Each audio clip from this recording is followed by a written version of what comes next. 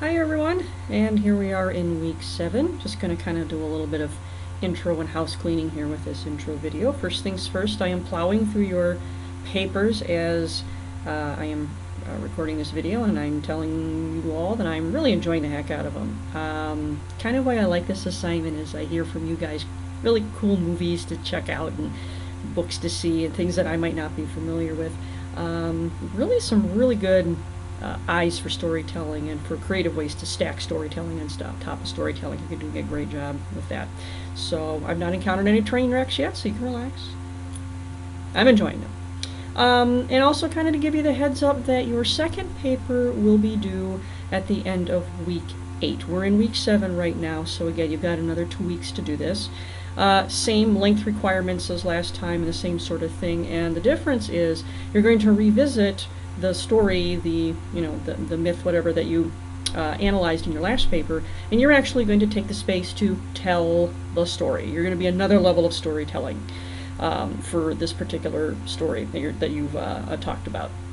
So, just basically pretend you're writing a review or transmitting the story to a culture that doesn't have the media that we have, and just write it down and tell the story and have fun doing it. You are allowed to have fun with the next assignment. I'll let you do that. Okay? But that'll be in 2 weeks, and again, that'll be due the Sunday of week 8 at 11:59 again, and I need to impress this again. No late assignments. They are not accepted. Okay?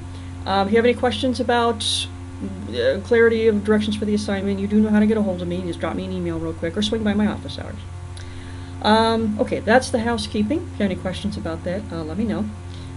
What we're going to launch here this week is sort of a new branch off of the tree with regard to the role of myth and ritual. What we've kind of been analyzing in this first part of the class is how myth and ritual essentially help cultures hang together. You can kind of see how the sorts of rituals and the sorts of myths within religion and magic and identity and art and those sorts of things that we've been analyzing are very powerful, they're very meaningful, and they give a sense of cultural cohesion. They're how cultures hang together. We're going to be looking at ways that cultural myth can be so powerful that it can actually unravel and cause conflict and destruction in some cultures. Myth and ritual are not always good, they're not always true, they're not always healthy. And we're going to be looking at some examples in the next couple of weeks where, now that you are equipped with understanding how powerful a cultural myth is and how powerful ritual is in promoting that myth, that when you get it on the path of promoting something wrong, disturbing, destructive, or harmful, either within the culture or to subcultures within the culture, people that you perceive as different based on cultural myth, those are often just as hard to shake as the power of the kinds of cultural myths that hold you together. So we're going to be looking at a lot more difficult topics for the next couple of weeks. Things that are a little bit more disturbing, things that probably we will find upsetting, maybe frightening, or make you angry. But definitely keep those emotions, have them, absolutely have those emotions. But keep in mind that we are going to be subjecting the same analysis and discussion and the open air that you've been so successfully doing in this class to these more difficult topics. Okay, so at the time that I was designing this course, the film Selma hadn't come out yet, and it's interesting that this week we're going to be focusing on the myth of race and culture, cultural rituals around white supremacy and race in the civil rights movement here in the United States, including some footage from an independent filmmaker who was at the March on Selma.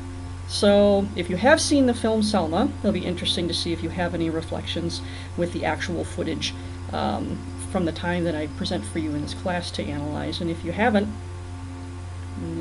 maybe this might make you want to go see it. It's a very important part of American history.